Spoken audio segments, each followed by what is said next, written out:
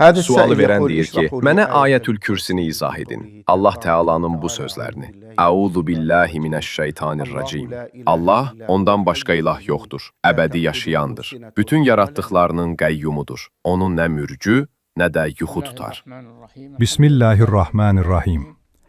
Həmd olsun aləmlərin Rəbbi olan Allaha, salavat və salam olsun Peyğəmbərimiz Məhəmmədə, onun ailəsinə və bütün səhabələrinə. Bu ayə, Ayətül Kürsi adlanır.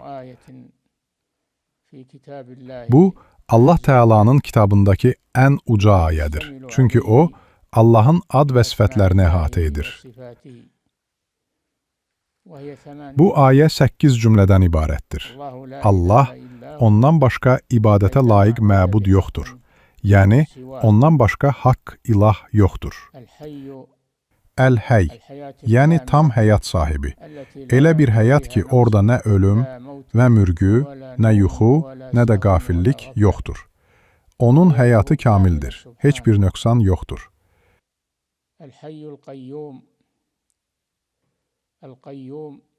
Əl-Qayyum, başqa qiraətdə Əl-Qayyəm də deyilib. Bu, mübaliğə formasıdır. Yəni, o, qullarının işlərini idarə edən və məxluqatına sahib çıxandır.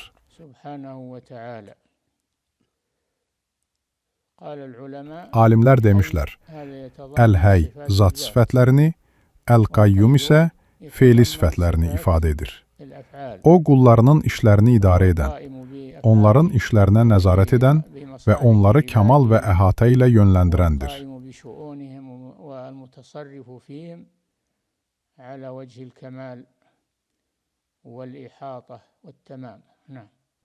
Onu nə mürgü, nə də yuxu tutar. Sinə mürgünün başlanğıcıdır, nə uhum isə tam yuxudur. Bu, onun kamil həyatına dəlalət edir. Onun kürsüsü göyləri və yeri əhatə etmişdir. Hədisdə gəlmişdir ki, kürsü Allahın 2 ayağını qoyduğu yerdir. O, ərşdən fərqlidir. Ərş kürsüdən daha böyükdür. Kürsü göyləri və yeri əhatə edibsə, ərş necə olar? Bunun həqiqətini yalnız Allah bilir. Bu, onun böyüklüyünü və əzəmətini göstərir.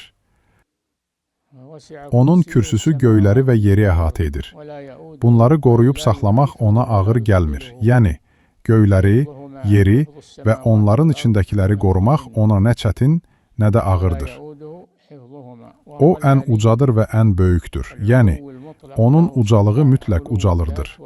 Zat baxımından ucalıq, qüdrət baxımından ucalıq və dərəcə baxımından ucalıq. Bunların hamısı Allah üçün sabitdir. O, uca və böyük olan Allahdır. Ondan daha böyük heç kim yoxdur.